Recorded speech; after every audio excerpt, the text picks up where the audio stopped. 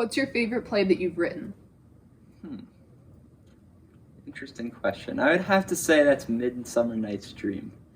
And I say that because, first of all, it was first performed at my wedding. First time it was actually put in theater performance.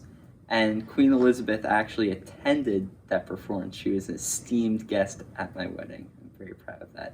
And the basis of that play was actually founded from a festival that I attended.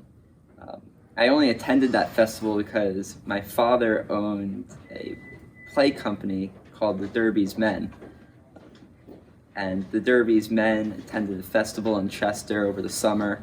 And at that festival, there was a play performed that had a play within a play format, which is the foundation of Midsummer Night's Dream. And I adopted that, and it turned out to be a pretty good performance. Who influenced your characters and themes? So, I would say one of my biggest inspirations was my sister-in-law, who took everything from me.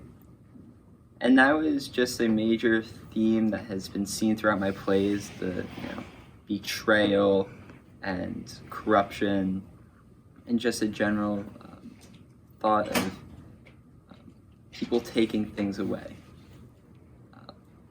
Also, I would say my brother, who died of poisoning, which is something that's seen in Hamlet, and just the general conception and theme of poisoning, whether that be literal as he died, or just thematically in the way that people are poisoned in thought.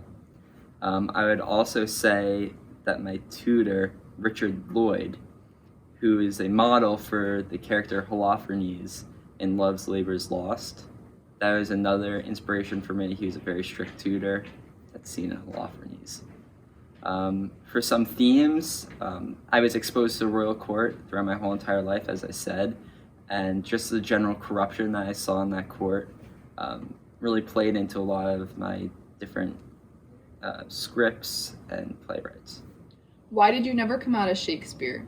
And how did nobody ever discover that you were Shakespeare? So I never came out as Shakespeare because in the royal family it is not regarded well, the whole entire playwriting aspect. It was, thought to be that you own the acting company, not that you actually write the plays. So I did not want to embarrass my family, so that's why I never came out. And to answer the question of why no one ever found out, it was because my childhood castle actually burned down in 1613.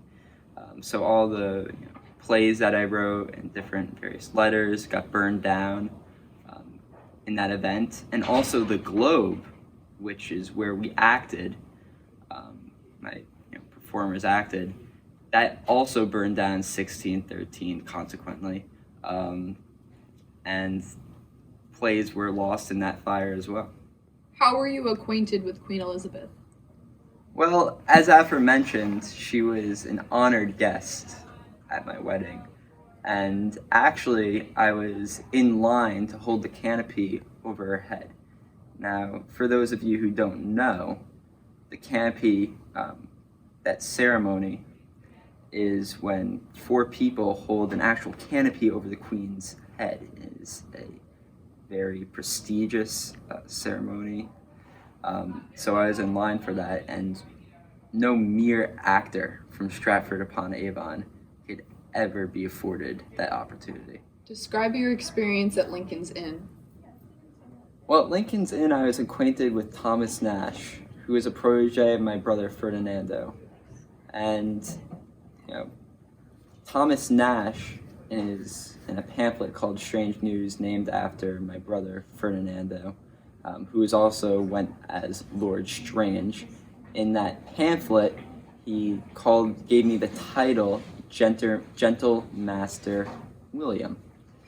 And that was kind of given as a joke in this pamphlet. It was just, a joking name we had. And what ended up happening was Edmund Spencer, who was actually a relative of my sister-in-law, Alice. He also used that title in some of his poems. So kind of the title just spread throughout my whole entire life until it was finally picked up by Ben Jonson, one of the main creators of the first folio, and in his introductory to the folio, he referenced the line. What was it? You probably have it somewhere. It was for Gentle's Shakespeare cut. Exactly. See, this proves that I am the actual Shakespeare, undoubtedly.